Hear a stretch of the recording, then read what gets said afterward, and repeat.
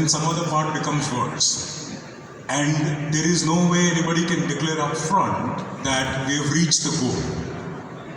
And one of the main reasons why this is such a big problem is that, unlike many other industries, healthcare suffers from a disease called Baumol's cost disease, which basically is that when productivity increases, salaries go up, but the prices go down. For example, CDs and music.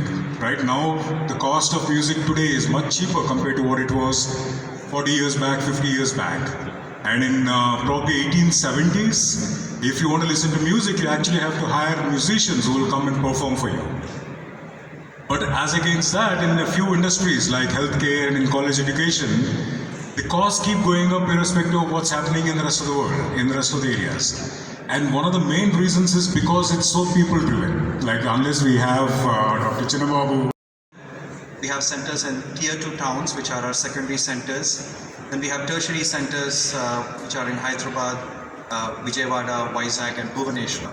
So the goal was that we should enable flow of data and our patients across the network. And you might know that 14 years ago, it's not like we had the best of technologies and both internet connections. But fast forward 14 years, today we are a one patient, one number, one network. Our patients can move anywhere across our 263 centers, and to deliver care and to be able to access information in continuity across the entire eye health pyramid is now a reality. And it has come with its attending set of challenges to achieve.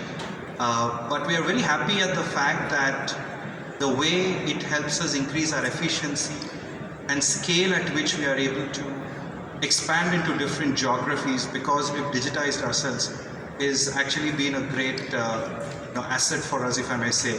And also, right now, I think the whole conversation is moving towards value-based healthcare. So the moment you have information about what you've done, you also have the ability to see how better you've done. And that, I think, is very, very crucial and important for care providers to be mindful of the impact.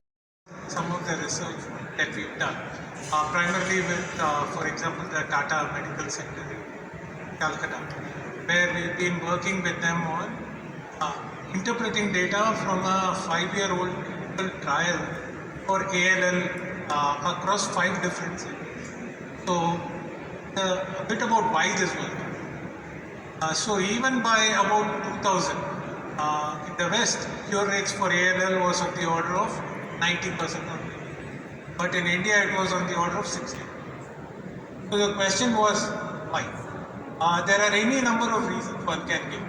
But you really need to go down there, collect data, and find out what it is that is causing quite a bit of a gap between us and the rest. So a clinical trial was done between Tata Medical Center, Tata Memorial Hospital, AIMS, Delhi, and Adyar. And data was collected. And one of the things they did at the beginning was to say, we are going to follow the same protocol everywhere. Right? And we are going to do this by actually saying, have done. On the scale side, I would give an example of one of our colleagues who works in the US who has had an issue and he wanted to get some simple tests done, like a full body checkup, and he got a wait time of a month and a half to do that, from the hospitals in the US. So he had to rush to India, get things done here, and then the rest of the care done. So I think world over there are scale challenges, the overall supply, of the care providers, etc., and the facilities, etc., is not sufficient. And I'm not even talking about the pandemic, when it peaked and, the shortages, were evident country after country. So I think using the existing resources and providing scale to reach out to as many people as possible, and then distance, physical distance, all of these notwithstanding, and that's where telehealth, telemedicine, etc. comes in. So that's one part of digital. The second part is efficiency, right? Institutions. from there on, we moved to a minimally invasive surgery, wherein small incisions, but outcomes won't change. So that's where we have transformed from open surgery to laparoscopic surgery, and now today where there are digital surgery or robotic surgery. So I have deployed this technology, adopted it, one of the early adopters of robotics way back in 2011, and I have seen tremendous benefits to our patients. Ultimately, the digital technology that we use should be helping our patients. So partnering with our patients and giving them the best outcomes is the key, whichever technology that you would deploy. So I see today, yesterday I did a surgery for a robotic lung surgery for a patient, and today he is discharged. Traditionally, we had to open the chest, patient would have a lot of pain, lot of cost implications, ICU stay. But today, with the advent of newer technology, we're able to give them better quality of life and early discharge. Similarly, in the field of radiation oncology, for example, today we are talking about adaptive real-time radiotherapy equipments, which are AI-based, and digital transformation has come up even in the radiation technology itself. In the good old days, we used to give cobalt therapy. And we have heard process innovation, and unless digital touches some of this, probably it is not going to be very impactful. So which raises a very interesting question. When it comes to healthcare, there are very few metrics that are very clear, right? How many lives have we saved by using a specific treatment? Or did we make it cheaper by adopting this innovation? Or is the patient satisfaction better by doing it this way? Do you think these metrics are the metrics that can still directly connect digital transformation, or is digital transformation only an enabler and something else needs to happen? So I will start from here. Thank you. As you rightly said, there is no one specific metric that will encompass it all. As a matter of fact, if you look at, let me take the specific example of ophthalmology, right? So all the components of velocity, veracity, volume, and value with big data, right? Because we quantify our outcomes in a number, right? Most of you would have gone for an eye checkup, right? So we make you read a line, and there's a specific attribute we give that. So if I perform a surgery and I see a pre and a post intervention, there's a very specific metric that I can tell that this is the impact of improvement of vision. Not just that, operational efficiency, time spent in the hospital, time taken for insurance claims to come to patients, outcomes of which surgeries are better for you to basically take, patient satisfaction surveys. So transformation is just not about transforming your front desk to do a digital register. $7,000 to about $3,000. Sorry, I should be really saying this in rupees. Pardon me. Third, the time spent by the child in the hospital was cut down by close to 40 metrics that are useful from the point of view of the patient and the clinician, because that means their job is they're doing it. But from the hospital's point of view, there might be a totally different perspective on all of this. The outcomes of all of this also is, in India every year there are 15,000 patients with childhood. How many of them actually get? Many of them do not. And that is because we have all of these kinds of treatments available at the tertiary centers. How do you get them down to the primary centers, right? And so that is the next step, because in terms of can help us in drug discovery process.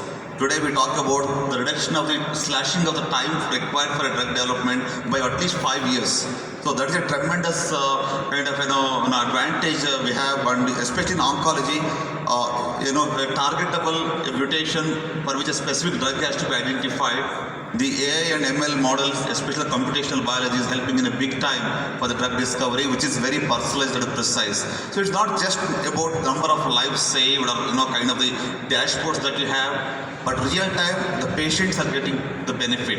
So in that sense, I think there are multiple players in the whole ecosystem.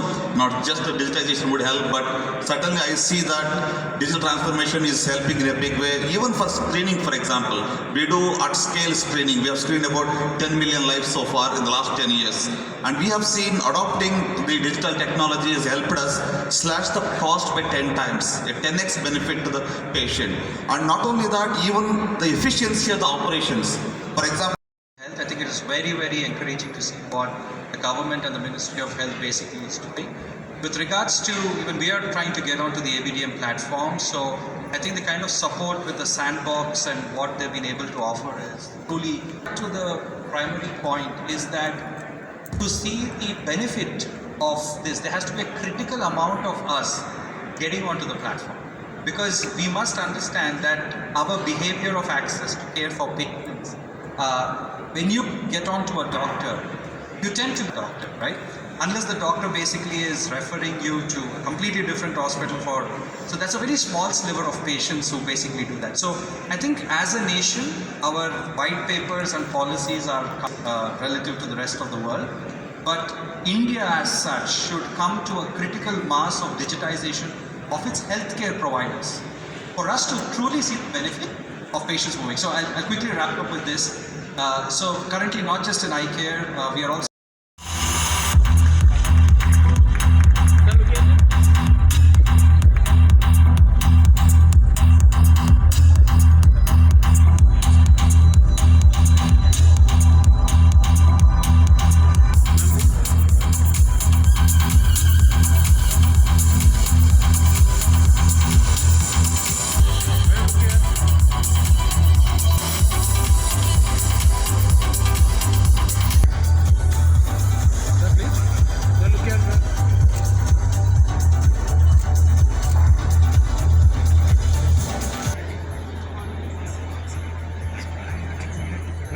Madam, please.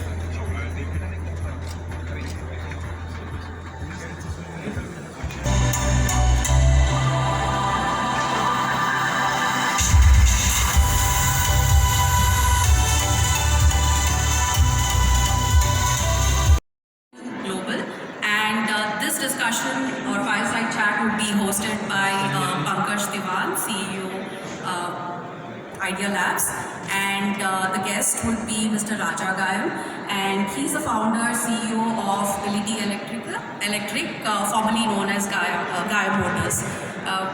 Request Pankaj and Mr. Raja to come onto the stage.